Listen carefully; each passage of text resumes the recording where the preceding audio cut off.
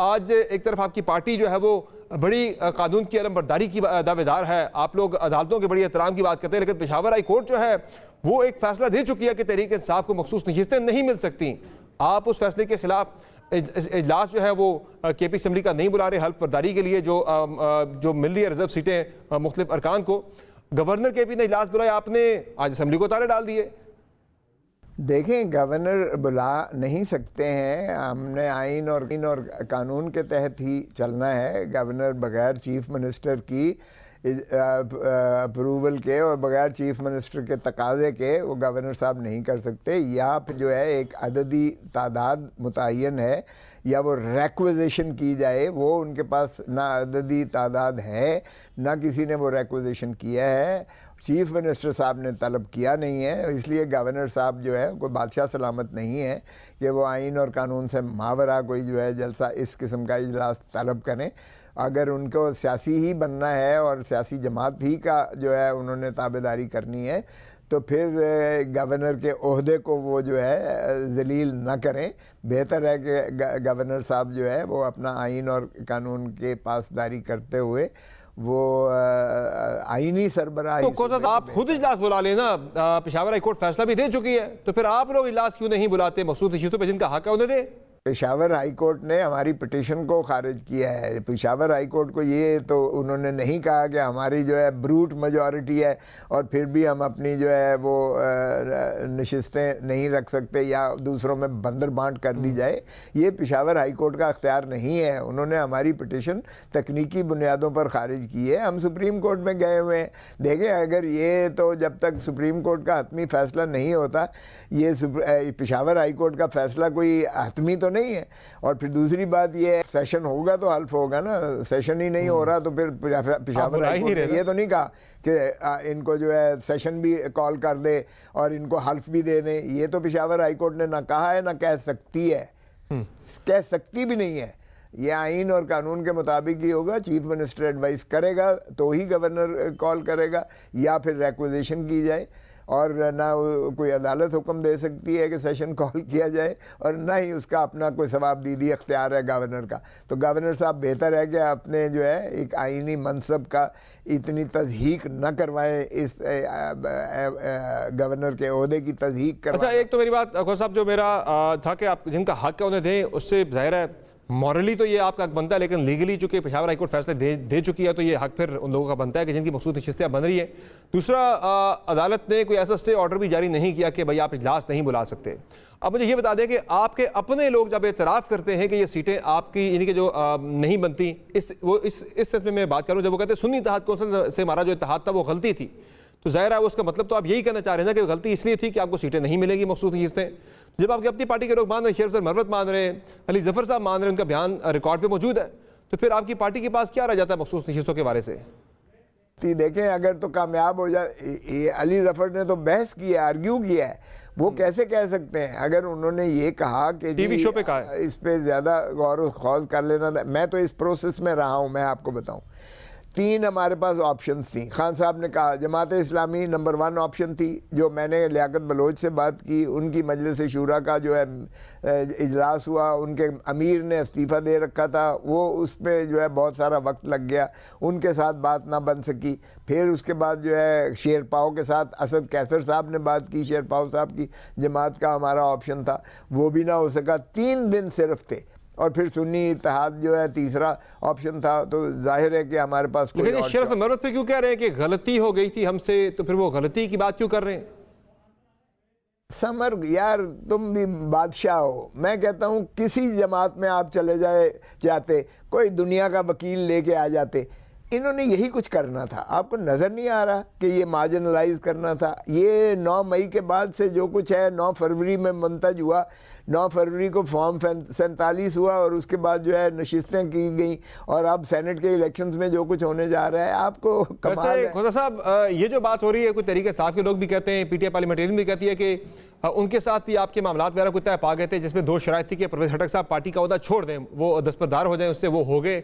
मखसूस नशिस्तें भी उन्होंने विड्रॉ कर ली थी, फिर उनके साथ आपके मामलात आगे क्यों नहीं बढ़े थे? समर अब्बास यार गद्दारों के साथ करते, तुम बादशाह हो। हमारी सारी पार्टी ने मुस्तरद किया कि जो गद्दारी करके, जो अपना जो है छोड़कर, वो किसी और के जो है बैंड वैगन पर बैठकर जिसने पार्टी को स्टैब किया और जिसने उसमें से जमात बनाई, ये आईपीपी के साथ या पीपीपी पार्लियामेंटेरियन के साथ, हमारी एक भी शख्स जो है उस पर कायल नहीं था कि इस खटक को जो है ये इज़्ज़त दी जाए कि हम उसमें सारे जाके शामिल हो जाएं। बच्चों वाली बातें आप कर रहे हो, सियासी होकर भी आप ऐसी बातें कर रहे हो। ये तो आउट ऑफ, लेकिन आपकी पार्टी के ही कुछ रहनुमाओं के बकौल आप लोगों ने कंसिडर तो किया था इस ऑफर को, इस ऑप्शन को कंसिडर तो आप कर रहे थे, फिर आप कंसिडर ही इस सिरे से करते ही ना इस मामले को। सर मैं बीच में रहा हूँ, आपको किसने कहा है? हमने तो पार्लिमानी पार्टी सारे एमएनएस बैठे थे जिसमें मैं शामिल था। उसको तो जब आई अब बात तो इस तरह धुतकार के बात की गई उसकी कि क्या हम अब गद्दारी का उसको जो है इनाम देंगे कि ये तो इससे तो मर जाना बेहतर। तो बातें ना करें यार, तो ये अंदर की बातें होती हैं, बेहतर है कि इसको आप वैसे ही रहने दें। उनके साथ तो आउट ऑफ क्वेश्चन था, सवाल ही पैदा नहीं होता। अच्छा कोसा साहब, एक लीगल मैटर है, आपकी पार्टी ने सुप्रीम कोर्ट ऑफ पाकिस्तान में पिटीशन दायर कर दी हुई है इंतखाबी धांधली की वजह से आप जुडिशल कमीशन मांग रहे हैं। अब ट्रिब्यूनल ऑलरेडी बन चुके हुए हैं, एक जो लीगल पोजीशन है, मैं आपसे प्योरली एक लीगल टर्म में बात करना चाह रहा हूं कि जो ट्रिब्यूनल्स बन चुके हैं उन ट्रिब्यूनल्स में जो भी फैसला जिसके हक में या खिलाफ आता है वो अपील लेके आएंगे सुप्रीम कोर्ट ऑफ पाकिस्तान। तो वही सुप्रीम कोर्ट ऑफ पाकिस्तान उससे पहले ही कैसे ये जुडिशल कमीशन बना के फैसला दे देगी, क्योंकि उसके बाद में एक अपीलेट कोर्ट का रोल भी प्ले करना है। यार ट्राइब्यूनल तो मजाक वाली बात है, अगले 5 साल में ट्राइब्यूनल ने फैसले नहीं करने हैं।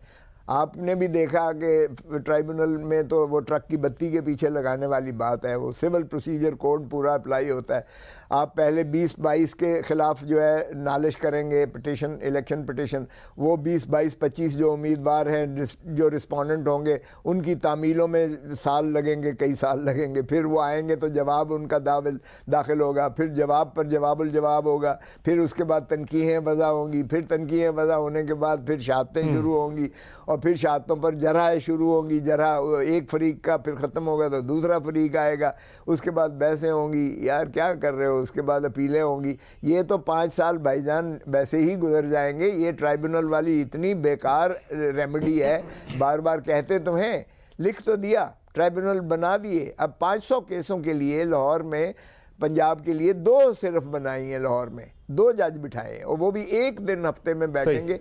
एक दिन में भी वो भी अपना बाकी जुडिशल काम करने के बाद जो है वो टेकअप करेंगे।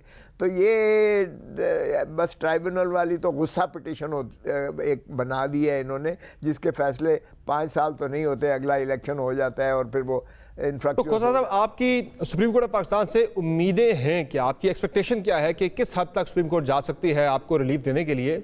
और आप जब सुप्रीम कोर्ट पे चले ही गए हैं पिटीशन लेकर, आपकी सुप्रीम कोर्ट ऑफ पाकिस्तान के चीफ जस्टिस काजी फायज ईसा साहब के हवाले से भी एक खास राय रही है, तो किस हद तक आप रिलीफ एक्सपेक्ट कर रहे हैं इस पर्टिकुलर पिटीशन में? देखिए काजी फायज ईसा साहब बिल्कुल, आप मैंने तो कहा हम तो एक लेवल प्लेइंग फील्ड लेने आए थे। मैंने उनको मुंह पर लेवल प्लेइंग फील्ड लेने आए थे, आपने तो फील्ड ही हमारे से छीन लिया है। और मैंने कहा कि जी ये आपका फ़ैसला जो बल्ला हमने से छीन लिया है, आपने हमारी पार्टी को गैर फ़ाल कर दिया है। रात के 11:30 बजे आपने फ़ैसला करके आधा घंटा सिर्फ हमें बाकी स्पेस थी, तो वो तो हमें आपने जो है जिस अंदाज से किया है, ये वो फ़ैसला है जो जमहूरियत के कत्ल के मुतरादिफ। मैंने तो कोर्ट के मुँह पर ये बात कही। इसलिए काजी फायज ईसा साहब की अपनी जगह पर जो भी है, लेकिन हम सुप्रीम कोर्ट देखते हैं, हम फ़र्द को नहीं देखते हैं। सुप्रीम कोर्ट के 3 जजेस ने ये फैसला करना है, उसमें मंसूर अली शाह साहब दूसरे सीनियर जज हैं और जस्टिस मुनीब अख्तर साहब हैं। ये 3 फैसला करेंगे आर्टिकल 184(3) की ये पिटीशन जो है काबिल समात है या नहीं है। और उसके बाद जो है फिर 5 जज बनाते हैं, 10 बनाते हैं, जितने बिठाते हैं।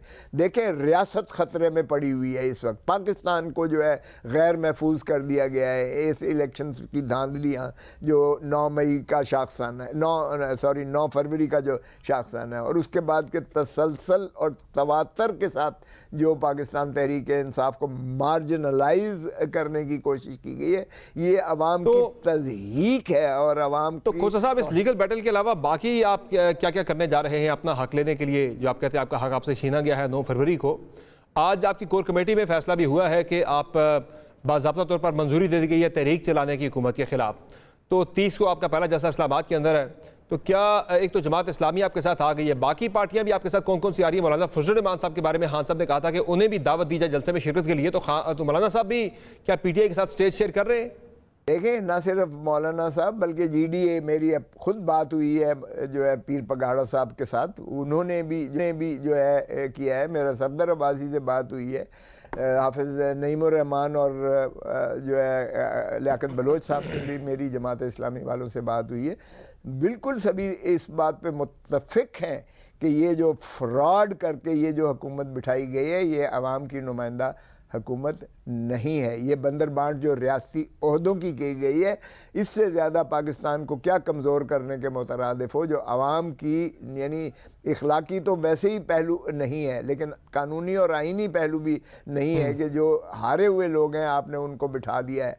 हमने वज़ीर आज़म के जो था अपना मियाँ साहब, मियाँ शहबाज शरीफ के, मैंने खुद एतराज़ किया था इसके ये उम्मीदवार बनने लायक नहीं है, क्योंकि अपने हल्के से हारा हुआ शख्स 25 करोड़। तो खोसा साहब ये बताया कि एक तरफ हम सुनते हैं कि भरपूर मुज़ाहमत होगी, साथ ही मुफाहमत भी होती हुई देख रहे होते हैं। अली मीन गंडापुर साहब जो है जब वो मिलते हैं, एक तरफ शहबाज शरीफ साहब के साथ जाके तस्वीरें बनवाते हैं, बड़े शीर शक्कर होते हैं, लेकिन जब वो आते हैं बाहर तो यानी जब वो अपने यानी कि उनसे हट के वो बात कर रहे होते हैं, मीडिया से गुफ्तगू या केपी में होते हैं, तो उनका बयान आता है बड़ा सख्त किस्म का, ये तो फॉर्म 47 वाले वज़ीर आज़म है। आज भी उन्होंने ये बात की। तो ये है क्या, आप मुफाहमत की तरफ जा रहे हैं, मुफाहमत की तरफ जा रहे हैं या मुज़ाहमत है क्या आपका? आप बीच में लगता है कि बिल्कुल कंफ्यूज नजर आ रही है पार्टी आपकी। नहीं, समर देखो, ये एक रियासती ओहदों की मिलाप हो रहा है, सियासी ओहदों का नहीं है, रियासती ओहदों का। एक वज़ीर आला जो है एक डी फैक्टो वज़ीर आज़म से, डी जूरे नहीं है, हम उसे नहीं मानते, लेकिन एक डी जूरे डी फैक्टो वज़ीर आज़म से मिल रहा है, क्योंकि अरबों रुपया जो है महासिल जो वफाक ने देने हैं वो सूबे का इस्तेहकाक है, वो लोगों की तरक्की और तरवीज पर होगी। वो अवामी मंसूबे जो हैं वहाँ जो मुतासर नहीं होने चाहिए। सो सूबे की जो है वो मुहाफ़िज़ एक हमारा अली अमीन गंडापुर साहब चीफ मिनिस्टर की हैसियत से वो वफाक से अपना हक लेने के लिए। खोसा साहब ये बताएं कि खान साहब के बारे से कुछ चमगोइयाँ आजकल फिर से चलना शुरू हो गई हैं कि कोई बैक चैनल राब्ते हुए हैं, कोई मुफाहमत की ऑफर वगैरह हो रही है, क्या चल रहा है सर? कोई बातचीत वगैरह हो रही है, ऐसी कोई ऑफर आई है फिर से? देखें, खान साहब से मेरी अपनी मुलाकात हुई है, वो कहते हैं ना मैंने डील करना है और ना मैंने इन चोर लुटेरे डाकों की तरह मुल्क छोड़ के जाना है। मेरा मरना जीना इसी धरती में है और मैं पाकिस्तान के अवाम को हकीकी आज़ादी दिला के रहूँगा, चाहे मुझे सारे पाकिस्तान की ये जेलें क्यों ना फिर आए। सो खान साहब बड़ा इस पे दो टोक उनका मौक़िफ़ है कि वो इनके साथ जो है डील कोई नहीं करेंगे। बाकी बातचीत तो गुफ्तो शुनीद बिल्कुल होनी चाहिए, और जब तक हमारी गुफ्तो शुनीद यही है कि अवाम के मैंडेट को, जो अवाम का मैंडेट है उसको बहाल कर दो। देखें, लोग हमसे पूछते हैं, मुझसे पूछते हैं, अब 3 करोड़ लोगों ने हमें वोट दिया। साहब ये डोनाल्ड लू के बारे से भी कोई बातचीत हुई आज कोर कमेटी के इजलास में कि उस वाले से कैसे इस मामले को लेकर आगे बढ़ रहे हैं? डोनाल्ड लू का मामला हो या हमारी कांग्रेस की जो हेयरिंग हुई है वहाँ हो, या जो वहाँ हड़तालें हुई हैं IMF के उसके सामने, वो सारी जो है सेर हासिल बातें हुई हैं, और हमने अपना मौक़िफ़ जो है वो बिल्कुल वाज़ेह तो है कि किसी को कोई हक नहीं है कि पाकिस्तान के अंदरूनी मामलात में कोई मुदाखलत करे। और इसलिए जो डोनाल्ड लू का वो बयान था जो वो झूठ पर मबनी था, बाकी बातें उसने इलेक्टोरल प्रोसेस के बारे में ज़रूर की हैं कि उसको जो है शदीद तहफ़्फ़ुज़ात हैं, उस तरफ भी तो ज़रा देख लें कि उन्होंने तो ये भी कहा है कि इलेक्टोरल प्रोसेस पर बहुत ज़्यादा है। और इसी तरह हमने सेनेट के इलेक्शंस पर भी सेर हासिल बात की है, और बाई इलेक्शंस की भी हमारी बात हुई है। खान साहब का जो है इंशाल्लाह जल्द आपके में आ जाएंगे, एक विद इन ये आप देख लेंगे जल्द इंशाल्लाह। खान साहब की ये अपीलें जो है वो एक मंतकी नतीजे पर पहुंच चुकी हैं, और अपीलों में जो ऑब्जर्वेशंस आई हैं सुप्रीम कोर्ट की, हाई कोर्ट की, बड़ी वाज़ेह आई वाला मामला गोल करके खोसा साहब के with in year, with in month और विद इन वीक्स, तो ये बताएं कब तक आप उन्हें बाहर आता देख रहे हैं? ये इंशाल्लाह आप देखेंगे कि बजट पहले आ जाएंगे इंशाल्लाह। बजट जो आपका आता है ये जून में होता है, उससे पहले